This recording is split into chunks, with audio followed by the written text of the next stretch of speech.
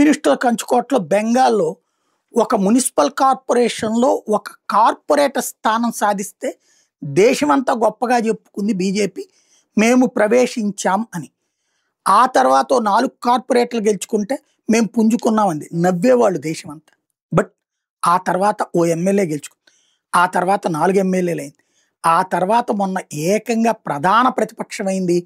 Parliament సీట్లలో దాదాపుగా 15, 18 గెలుచుకున్నటువంటి సందర్భం. మొన్నటిసారి కొంత పార్లమెంట్ స్థానాలు తగ్గినాయి. దాంతో పాటు మమతా బెనర్జీకి సీట్లు పెరిగినాయి. ఇక అయిపోయింది అక్కడ మళ్ళీ భారతీయ జనతా పార్టీ అంటే కాంగ్రెస్ 0, కమ్యూనిస్టులు 0, భారతీయ జనతా పార్టీనే ప్రత్యామ్నాయం.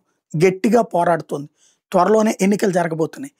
అందుకనే మైనారిటీ బుజ్జిగింపు సెంటిమెంటు, యాంటీ సర్ ఉద్యమాలతో మమతా బెనర్జీ డ్రామాలు బిగించేసింది. ఇట్లాంటి సందర్భంలో బీహార్ ఎన్నికలు జరిగినాయి.